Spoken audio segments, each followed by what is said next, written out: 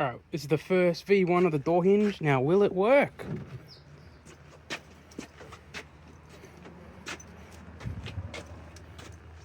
Very creaking so far. One creak. That could have been from the door, I don't know. Well, we've got a door hinge for now. We'll see how long it lasts. Now, will it close properly?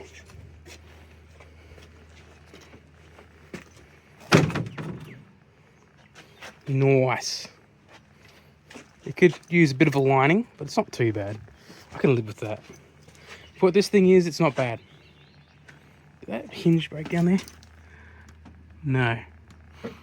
Super glue's pretty packed on there. So it's all it is. It's only super glued on. And a couple of tech screws for hinges, but you know, it should be right. Just a bit of a thing we need to fix up there, but that can move. It's at the bottom there. Just need to pivot it up a little bit. I thought I'd give something a go. I seen this bush mechanic way of making an exhaust flange sleeve out of one of these. You cut it, and then you cut it again there, and then you just wrap it around there with a couple of hose clamps. And now we've got this thing mounted. Got the exhaust coming out the side of the car instead of inside now. So it should be a bit better. It's also adjustable. Moves a little bit. Probably have it like that and just it's up in there. And then yeah, got the exhaust mocked up for now.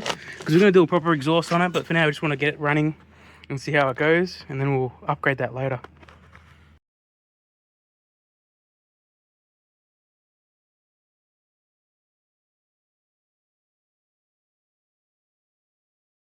I think it's better not the ignition switch on.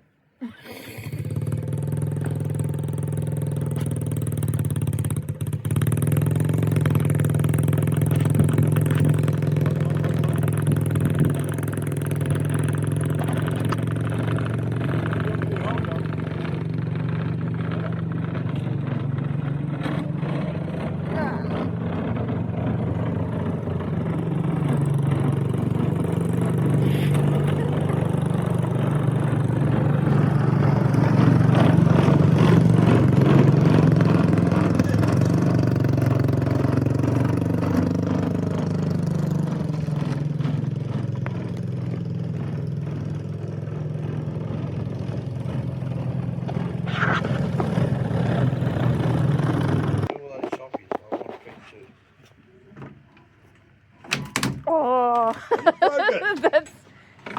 No. Not for now.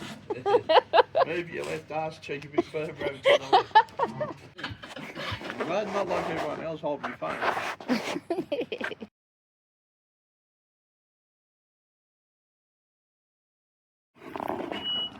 Well, Joe, well. Flying now. I didn't tell you out the bush and put it up in the hill. Okay, we just came back from the first test drive, and the damage is, this is fully separated. This is fully cracked up, mate. That's seen better days. We've got a broken seam here. It's not too bad, but it's not great either when you fill that in. Got a bit of a gap there. And this is all separated here. The door no longer closes properly, which is a bit weird. Maybe because I had it sitting up against the car, the door separate. And I gotta get a smaller battery. All you gotta do is just, the way we start this right now, just get that little thing, just bang, brrr, and then it goes. But it goes too much because the throttle cable is stuck wide open, so we have to control the throttle with the choke. So that's why in the drive I was just idling around because the choke was fully on. It's as slow as it could possibly go. And I think it's flooding because of that. But I'm going to buy a new carburetor, new throttle cable, new throttle, new wiring loom, and then yeah, lift the suspension up, as well as probably take the whole body off again and fiberglass it properly a bit more, put another layer on it, and then paint it.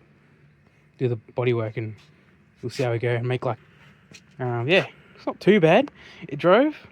It didn't catch on fire, so I call that a win. We didn't crash into anything, so I call that a win. The first time it stopped was because it ran out of fuel, which that's like the best case scenario for it stopping in the middle of the road, is that it ran out of fuel.